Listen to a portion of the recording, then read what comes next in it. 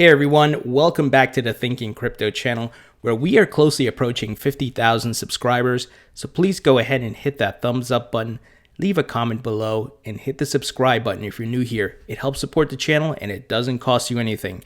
Guys, I want to talk about Ripple CEO Brad Garlinghouse and recent tweets and statements he made. Very important. Let's break it down. First, his tweet from today at 6 p.m. Eastern Time. Never a dull moment in crypto. Institutional investor interest is skyrocketing. Yep, we've been seeing millionaires and billionaires going on TV saying they own Bitcoin and to invest in Bitcoin. Grayscale is seeing a record number of billionaires coming in. We saw Barry Silbert tweet about it, right? So Brad continues. He says, industry growth comes down to real world utility. Sure. As a store of value, Bitcoin is an extremely useful inflation hedge. He just gave Bitcoin a use case there, a utility. Bitcoin is digital gold. It may not be as fast as XRP, but it's digital gold, a store of value, a hedge. Now he continues saying XRP's speed, cost, and scalability make it extremely useful for payments. Absolutely. Part 2 of that tweet, as Brian O'Keefe and let's see who's the other person here, Robert Hackett said, it's all about the use case. Regulators need to recognize the potential of these technologies and provide a level playing field for responsible industry participants. Hashtag all boats rise. What's the analogy I've used on this channel, guys? Bitcoin is the rising tide that lifts all boats. We have not decoupled from Bitcoin. So if you're trashing Bitcoin, you are stupid, because Bitcoin is leading the market and it has a lot of the millionaires and billionaires putting their money in there. That's what the free market is doing. So if you're trashing Bitcoin because of tribalism, occultism, if you're XRP maximalist, it's very silly, because even Ripple CEO, who owns more XRP than all of us combined, has Bitcoin. And he stated that in a podcast that was published today. So here's the headline. Ripple's Brad Garlinghouse wants Bitcoin to succeed after all. He clarified that Ripple isn't trying to compete with Bitcoin during a podcast appearance. Let me give you the details. Appearing on a November 19th episode of Fortune's Brainstorm podcast, Garlinghouse reportedly said Bitcoin is not competing with Ripple and that he continues to hold the number one cryptocurrency. As he stated before, he holds Bitcoin and he's long on Bitcoin.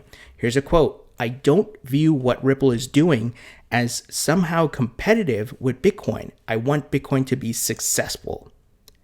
Wow. Rest in peace, XRP maximalist. RIP. He implied that during the next bull market, a Bitcoin rally bodes well for other cryptocurrencies. Absolutely. If you have any sense of logic and common sense, you would see we have not decoupled yet. Bitcoin has a high dominance of like 66.2% here. They mention it in the article. So it is the rising tide that lifts all boat at this point. And if you want to make some money, I would highly recommend looking at diversifying and not just holding one token. That's why I have XRP as my number one. I'm bullish on XRP, but the XRP and Bitcoin don't compete with each other, different use cases. And you cannot ignore the free market of the millionaires and billionaires putting their money into Bitcoin as a store of value. I'm also bullish on Ethereum, VeChain, and others. So I hope you guys understand that. I don't want to be too harsh, but it's just to get rid of the cultism and tribalism, which is so silly. Let's focus on making money, guys, and not our emotions and feelings and things we dreamt up and conspiracy theories. But what does the data and the market, what is it happening? What are the trends? We are seeing free market movement right now to Bitcoin. Eventually, a lot more folks will start going into the altcoins, but there's no need to fight or have a fight amongst ourselves here, right? Just keep that in mind. And where we're headed, guys, is that digital economy, that token economy, where you're going to have cryptocurrencies, digital assets, digital currencies, CBDCs, and tokenized securities. Check this out. Goldman Sachs expects digital Yuan to reach 1 billion users within 10 years. I think that number is going to hit 1 billion sooner, maybe within 5 years, because they've already put it out. Right, they've already done it in China, where we've seen the videos and the leaked images and so forth. So they're going to try to move forward with this. And I think a lot of this is, the dog and pony show of putting out information for the masses to read and for it to start seeping into their brains and they accept it and so on and so forth. You and I, who are neck deep into the crypto market, know about all these things. We there's no hurdle here for us, right? So the digital yuan, China's planned national virtual currency, would account for 15% of total consumption payments in 10 years, helping commercial banks gain more ground from fintech companies, according to a November 17th Goldman Sachs report shared with CoinDesk. So the digital currency electronic payment, DC/EP, would be a more attractive alternative existing digital payment services provided by fintech companies in a cashless environment, said the 81-page report. So now you got Goldman Sachs and some of the biggest investment banks talking about CBDCs, right?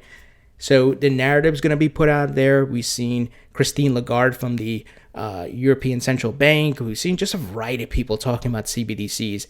It's coming. They're priming the masses for it. They're going to talk about it. It's going to start popping up in more news and conversations and articles. And then they're going to roll it out, right? Digital dollar, digital euro, whatever, digital yuan, which is already live in China, in I would say in beta testing mode, at least. And all of this is going to bring interoperability for the crypto market and boost adoption of crypto, drive prices higher. Folks will definitely trust the crypto market more because the governments are validating it by building their own digital currencies on the blockchain, right? So that's where we're headed, guys. And what do you all think? What do you think about Brad's statement here? He's not a maximalist for XRP, even though he has the most XRP and he can benefit from XRP's value going up. But you have to understand the reality of the situation. Bitcoin is where it's at right now.